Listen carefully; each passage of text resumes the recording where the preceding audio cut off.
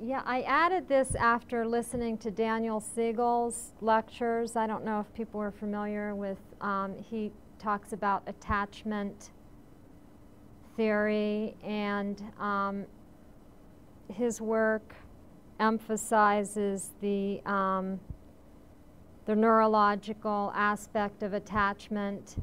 And so he talks about the mind. I thought it was an important thing to at least mention here. That since we're talking about the connection between the mind and the body, that the mind emerges from and also regulates the self. This is kind of an abstract idea that I'm putting in right here. That the mind is a process. It's a verb. And it's the flow of energy and information. But it's represented in neurological change or chemical changes in the brain. So the mind is something that's abstract, it's who we are, but it's also connected to what's going on in the brain chemically. So it's kind of a slippery idea that I wanted to at least touch on, since this is about the connection between the mind and the body. So I'm moving into here the biological self, so that we can understand this part of the person and how it's affected by the aging process. So when we talk about biology and aging, the cognition is an important area that everyone is concerned about, losing their ability to remember, to think clearly. Probably the memory thing is the biggest. So just to, this was a study that was done to actually on biopsies of patients who died. It's a small n, 5 people who died from cancer. They were looking at their brain. They opened up their skull and looked at their brains, and they injected them with dye. And they were looking for cancer cells.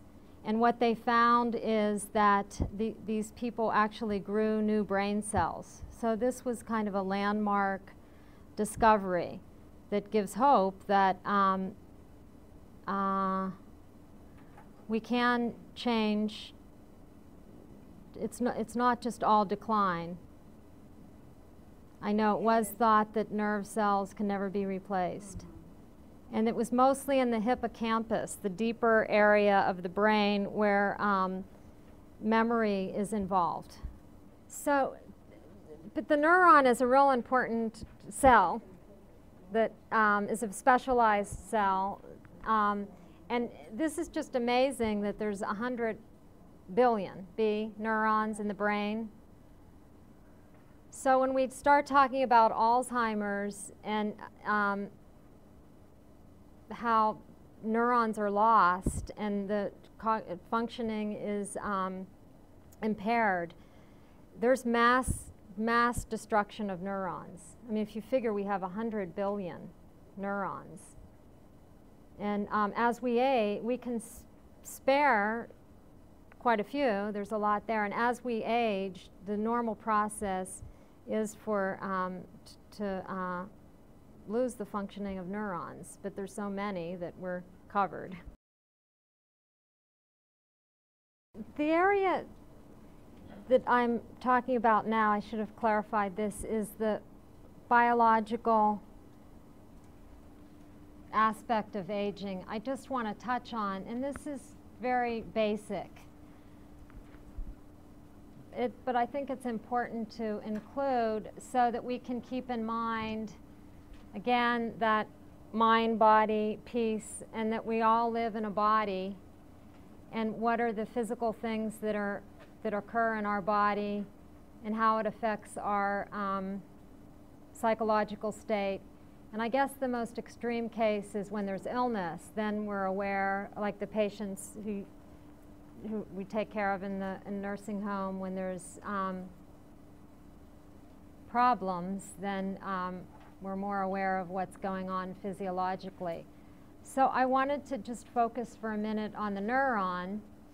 And if you could just look at the diagram, the normal neuron, just as kind of a review, and then later I can talk about the neuron of the Alzheimer patient.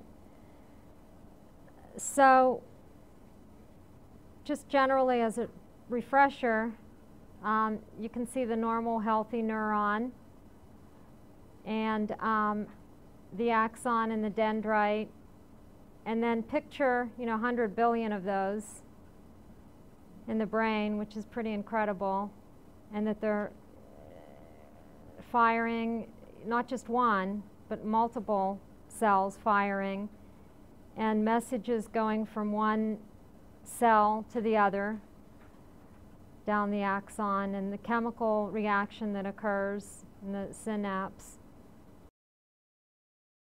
Just to review aging again from a cellular perspective, just to look at the smallest factor, because there's cellular aging that occurs, and gerontologists study what goes on as far as why cells die and how they die. And the free radical theory is important, I think, because it helps us understand the value of antioxidants in our diet.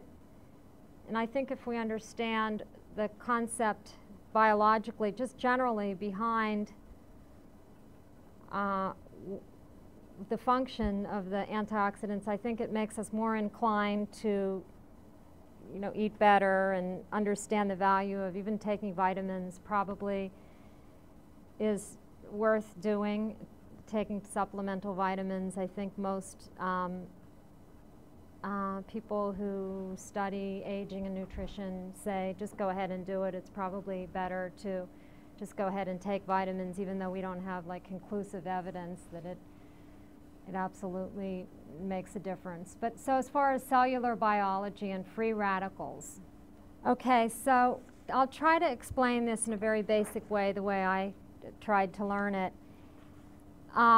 So cells are composed of molecules. So the molecules are on the cells. And if you can remember from basic chemistry, the molecule consists of an atom with the nucleus, and the protons were the positively charged elements, and then the electrons were negatively charged, or are. And what happens in free radicals is that the pairs of electrons that circle around the proton become disrupted, and one of the electron pulls away, one of the pairs pulls away, and it finds another electron on another atom to become stable, because the electrons want to be stable so that there's a pair of them. And so when they become unstable and there's one electron goes looking for another electron, it causes this cascade effect where the molecules are looking for electrons in all the different molecules around them. And this is what is referred to as free radicals. And it can cause death to the cell. So the basic idea is this is happening on a microscopic level, cellular death. And death of the cell happens all the time. I mean, it's a normal process, but in our bodies. But if it's happening to a large extent, then it's going to cause problems, because obviously the tissues are made up of cells, and cause cardiac problems. And it also, these free radicals in this process causes inflammation which is implemented in illnesses in the Alzheimer's. So that's becoming more evident in the research that it's related to inflammation. But so the value of antioxidants is that they prevent this process of the electron pulling electrons from other molecules. The way I understand it, it binds with the electrons. So antioxidants are found in foods we eat, and vitamin E is the most abundant fat-soluble antioxidant in the body, and it's the most efficient chain-breaking antioxidant available. And so this is why it's become, we were hearing so much about antioxidants. And vitamin C is another one. It's the most abundant water-soluble antioxidant.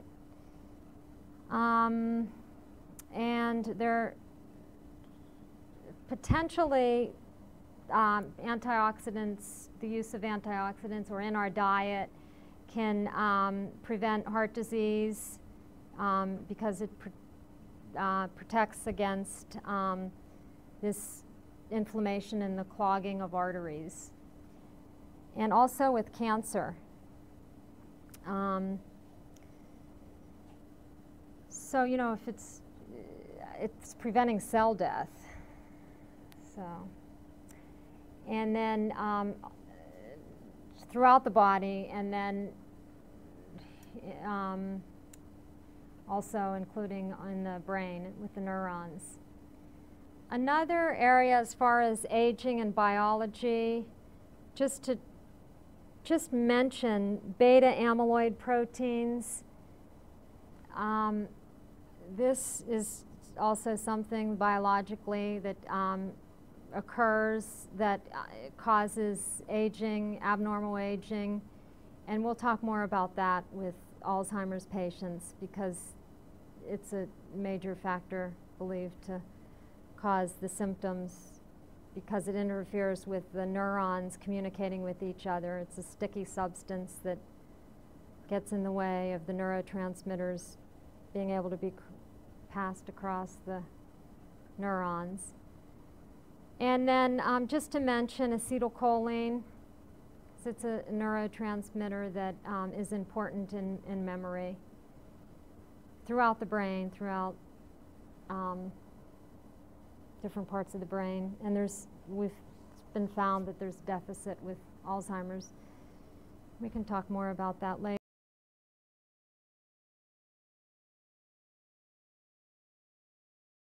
Well, I put this in here now to talk senescence. Senescence is a term that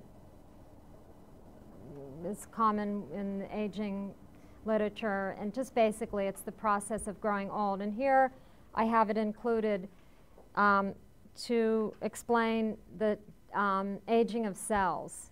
So there's senescence that occurs with the human body and also with cells. It's the process of the decline. So we're born and we age, we reach sexual maturity, and we grow old, and then the senescence is the period where there's rapid decline. So it's not exactly the process of growing old. This is a gerontologist, scientist, Hayflick, who made this remarkable discovery maybe in the 50s or the 60s, the Hayflick's limit, and he discovered that cells in the body, with these certain types of cell in the body, will only divide a certain number of times. So each species has a limited number of times that their cells will divide. And for humans, I think it's 50. I'm not sure exactly how it works biologically, But the significance of this is that we can't live longer than a certain age because of Hayflick's limit, because our cells are programmed to divide just a certain number of times. That we will, as humans, for hundreds of thousands of years, we've only been able to live 115 years. And that's the limit. And each species, I have a list of all different animals and how long they live based on this, the way the cells divide. And there's a complicated process that whatever he did with the cells and put them in a petri dish, and discovered that even if he gave them food and whatever the cell needs to survive, they will still only live for a certain amount of time. So it's connected to aging, in that we can only live so long. There is no immortality. And there's a science now, I guess it's a specialty, I guess you could call it a science, maybe people have heard of it. It's called anti-aging. And so the goal, or the intent, is to try to live longer, to try to figure out how to extend life, which is different than trying to live as long as we can, as healthy as we can. And also, you know, the whole aging, just to get off on a tangent, the aging gracefully part, yeah, we're going to age. I mean, because the anti-aging kind of movement is this denial of the aging process. And so there's something to be said about, and with our patients, being able to help them accept that, you know, we are going to get older, and we're all getting older. And yeah, and there's that cultural component too here, where in our culture where the youth is valued, and so there's this kind of attempt to stay. So the reason this tortoise is up here is because this is the longest living creature. It's not a mammal, obviously. She's 170.